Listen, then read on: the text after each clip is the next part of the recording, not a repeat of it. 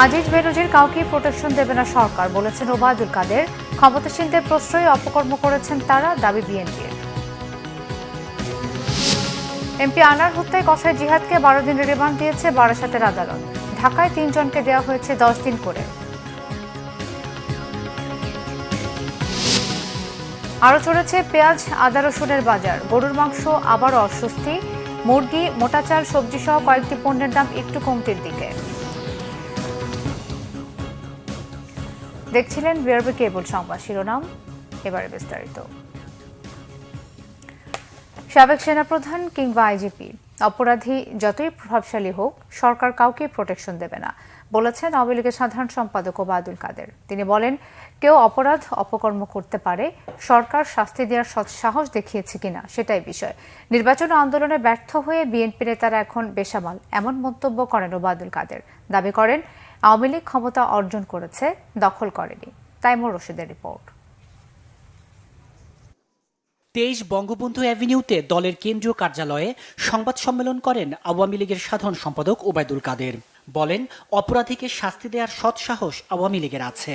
এ ব্যাপারে zero tolerance নীতিতে অটল শেখ হাসিনা। অপরাধ করলে কেউ পার পাবে না বলেও হুঁশিয়ারি তার। অপরাধ করে কেউ পার পাবে, বিচার বিভাগ স্বাধীন, দুদক স্বাধীন। সেখানে যদি অপরাধী হিসেবে সাব্যস্ত হয় কেউ, আমরা তাকে প্রোটেকশন দিচ্ছি। তিনি সাবেক আইজিপি আর সাবেক সেনাপ্রধান। ওবায়দুল কাদের বলেন, বিএনপি মহাসচিবের মানসিক ট্রমা এখন ভয়াবহ পর্যায়ে।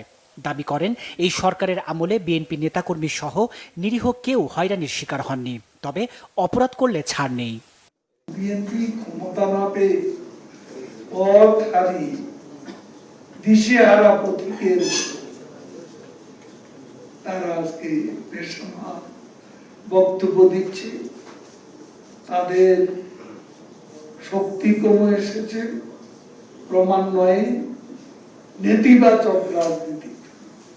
আওয়ামী লীগ ক্ষমতা অর্জন করেছে, ক্ষমতা দখল। এর আগে সাবেক সংসদ সদস্য ও নেত্রকোনা জেলা আওয়ামী লীগের সহ সভাপতি মানু মজুমদারের মরদেহে শ্রদ্ধা জানায় আওয়ামী লীগ। বঙ্গবন্ধু অ্যাভিনিউয়ের কেন্দ্রীয় কার্যালয় প্রাঙ্গণে প্রথমে প্রধানমন্ত্রী ও পরে দলের পক্ষে শ্রদ্ধা জানান আওয়ামী লীগের সাধারণ সম্পাদক। তাইমুর রশিদ, বাংলা ভিশন, ঢাকা। বিএনপির ভাইস চেয়ারম্যান শামসুজ্জামান দুদু বলেছেন, সাদা চামড়ার কারা আলাদা রাষ্ট্র করতে চায় তা পরিষ্কার করতে হবে। জাতীয় প্রেস ক্লাবের সামনে এক অবস্থান কর্মসূচিতে তিনি এই দাবি জানান। যুবদল সভাপতি সুলতান সালাউদ্দিন টুকু এবং বিএনপি নেতা ইঞ্জিনিয়ার ইশরাক হোসেন সহ রাজবন্দীদের মুক্তির দাবিতে এই অবস্থান কর্মসূচির আয়োজন করা হয়। এ সময় দুদু বলেন, কে নতুন রাষ্ট্র করার দাবি করেছেন তা বলতে হবে। এর সাথে দেশের সার্বভৌমত্বের প্রশ্ন জড়িত বলেও দাবি করেন দুদু। কর্মসূচিতে বক্তারা দাবি করেন, সাবেক সেনাপ্রধান আজিজকে যে নিষেধাজ্ঞা দিয়েছে আমেরিকা, এটি দেশের জন্য, একটি বাহিনীর জন্য লজ্জার। তারা বলেন, সাবেক পুলিশ প্রধানের অবৈধ সম্পদ ক্রোক করার আদেশ দিয়েছে আদালত।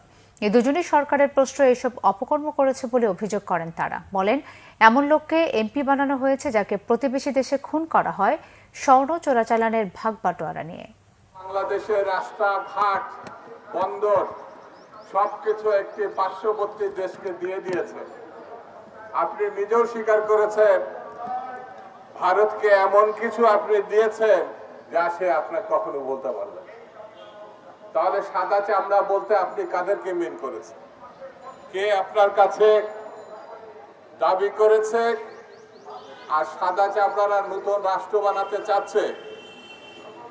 এই কথাটি আপনাকে পরিষ্কার করতে হবে। আপনি পদত্যাগ করে বিরোধী দলের সঙ্গে আলোচনা করে একটি সুস্থ নির্বাচনের মাধ্যমে বাংলাদেশ রক্ষা করার জন্য একটি সরকার, জনগণের হাতে ক্ষমতা, জনগণের ক্ষমতা জনগণের হাতে ফিরিয়ে দেন। ঝিনাইদহ 4 আসনের এমপি আনোয়ারুল আজিম আনার হত্যার ঘটনায় 3 জনের 8 দিন করে রিমান্ড মঞ্জুর করেছে ঢাকার সিএমএম আদালত। হত্যাকাণ্ডের আগে ও পরে কিছু সিসিটিভি ফুটেজ বিশ্লেষণ করছে গোয়েন্দারা।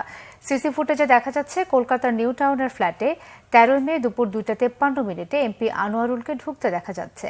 এর 26 ঘন্টা পর 14 মে বিকেল 5:11 ওই ফ্ল্যাট থেকে সুটকেস হাতে বের হতে দেখা যাচ্ছে কয়েকজনকে। পুলিশের ধারণা, ওই সুটকেসের মধ্যেই ছিল আনোয়ারুল আজিমের খণ্ডিত মরদেহ।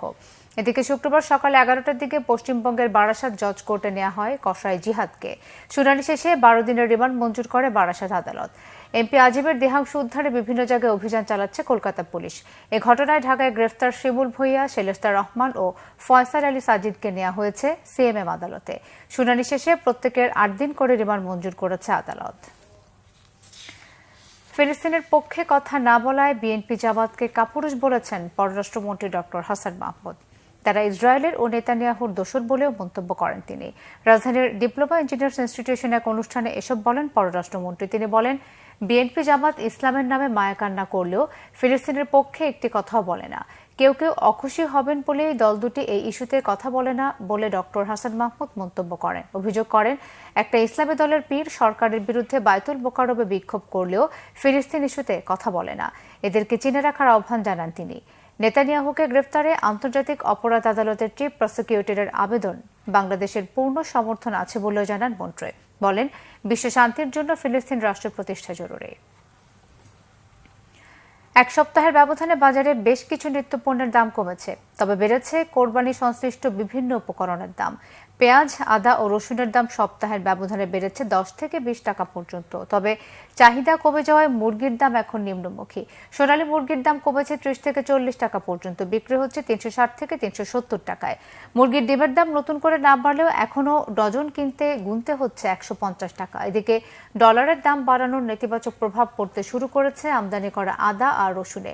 এক সপ্তাহের ব্যবধানে কেজিতে বেড়েছে 15 থেকে 20 টাকা পর্যন্ত। দেশি পেঁয়াজ বিক্রি হচ্ছে 75 টাকা কেজি দরে।